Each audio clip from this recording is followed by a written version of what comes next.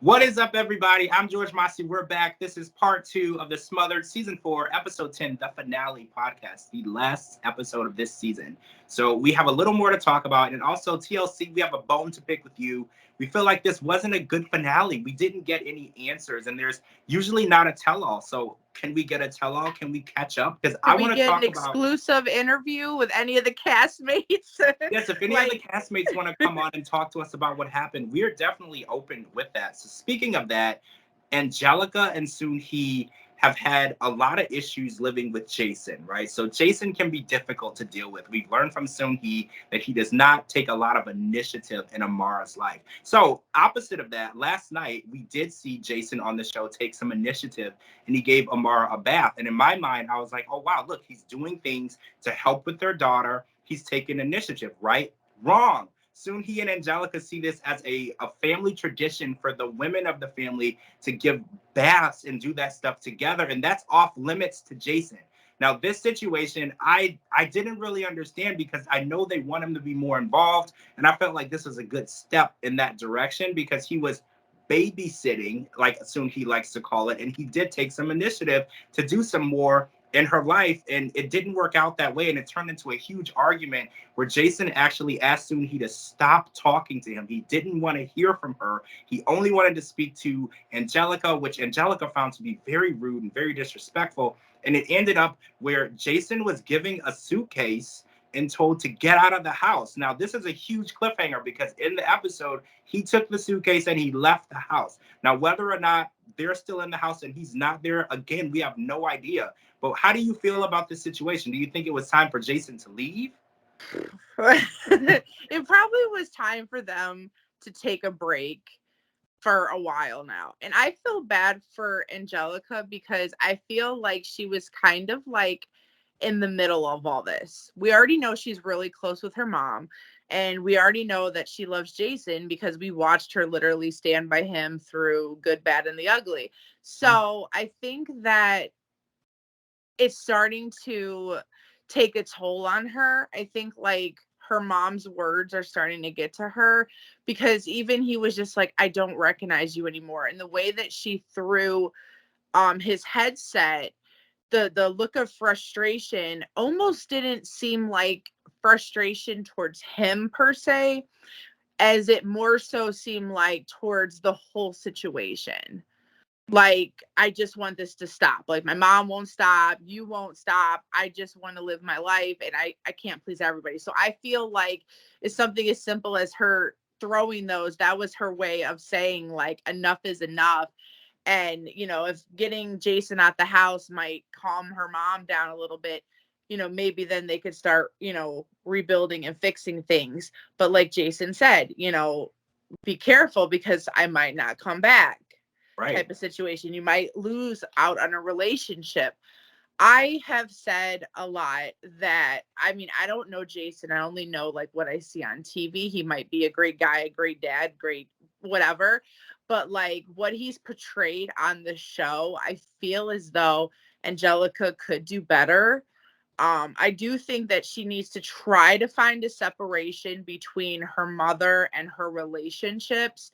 She shouldn't push her mom away. Her mom is a great support system. Her mom, you know, is there for her grandchild and everything. So I'm no by any means whatsoever saying, you know, ditch your mom, you know, or whatever. She just has to find that healthy boundary between relationships and family, because obviously mixing them is not working in the favor. It's bringing out the worst in everybody. See, I think that there has to be a guy out there who can understand their relationship, Soon-Hee and Angelica's. And I maybe love a mama's boy.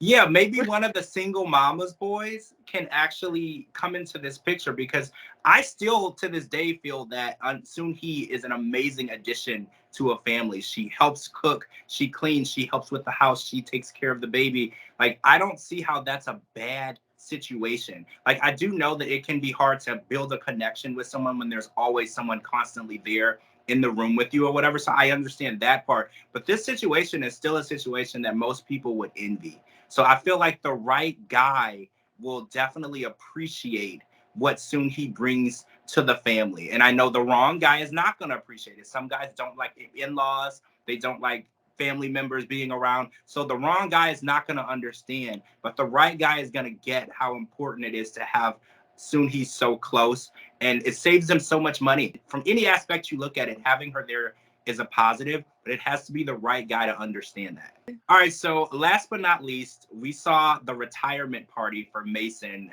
that Dawn and Cher threw, and Sherry was there, Jared's parents, and everything was going well, and there was an announcement. So last week we learned that Dawn doesn't like secrets. So Dawn did not use this secret. She referred to it as a surprise, but it kind of was a secret. Nobody knew because it was a present for Mason, so he obviously couldn't know what it was. So she found a furnished apartment in the Miami area, very, very close to where Cher and Jared are staying, and they're going to be there for 1 year. And this caught everyone by surprise because Cher was super happy, but everyone else at the table had a lot of mixed reaction. Even Mason said, I would have rathered a set of golf clubs than you moving me to Miami for a year. And then Sherry felt like, so I apologize. You said you would back off, and now you're basically moving in. So what do you think is going to happen? I feel like their relationship was still too fragile, like, for this to happen. Like, Dawn and Sherry's relationship can either go left or right at this point. So I feel like backing off a little bit would have been better for them to help rebuild a good friendship, because I feel like this is just going to push it back over the edge. I feel as though Dawn was happy with just how things were the way they were. You know what I mean? Like, she had no problem with, being around Belle and Cher and Jared and everything. But I don't think she necessarily minded either way if, Jared's family was in the picture or not. I mean, especially after the pool situation. Like I told you last time we did it, I feel as though she was kind of made to like kind of forgive and forget because, Cher kind of like came at her, was like, surprise, I brought her here. And she was just like, didn't want to be rude or awkward. So, let bygones be bygones. But I don't think like if it would have went that way, they probably would have mended it, because I really don't feel as though Sherry likes Dawn, even though they've apologized and moved forward or whatever. I really don't feel like it's authentic, because every time she gets a chance, she throws a jab at her. Like, even like where she's just like, you're doing it again. And it's like, doing what again? We already know the relationship they've had. They've been very consistent. They like to twin, for Pete's sakes. Like, they have such a like loving, unique relationship, mother-daughter. And they also have a business relationship. They podcast, they have a book, they have a clothing brand coming out for, working out, which does come to plus size. I did as Cher. So I'm going to get me some new outfits. But anyways, I don't know. I don't know Sherry. I don't have anything against her, but I'm just picking up on the energy.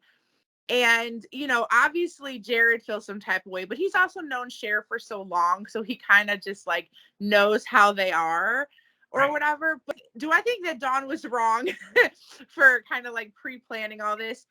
I will stick to my guns on this one. I really do not feel like she intentionally thought she was doing anything wrong to anybody by getting this apartment.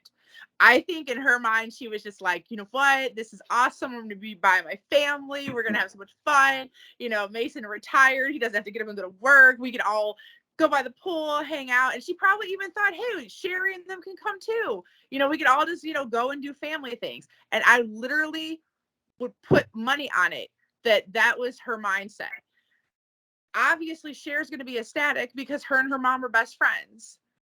But from Mason's point of view and Jared's point of view and Sherry's point of view, I think that maybe she should have like put it on the table first and like let them know, because he's like, this is my retirement party and I'm going to be living by my daughter.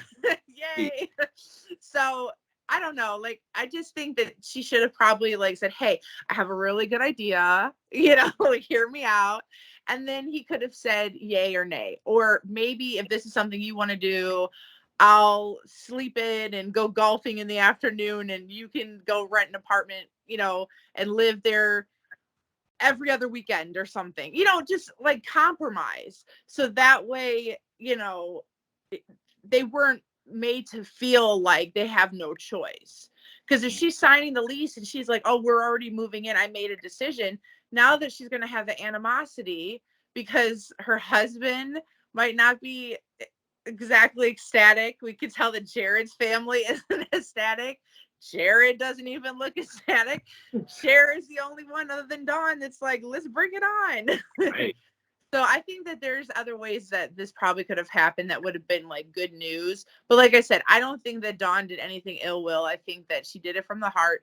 I think she just wanted to be closer. She wanted Cher to say, hey, like, this is what you could have if you just live with me. And there's nothing like your mom. I mean, she's going to love and respect Jared's family, but no one is going to take her mom's place. Of course, Cher is going to want to have her mom around. That's just obvious. This is just something people are going to have to get used to, It's for some families, it's distance that makes the heart grow fonder, but for Dawn and Cher, it's closeness.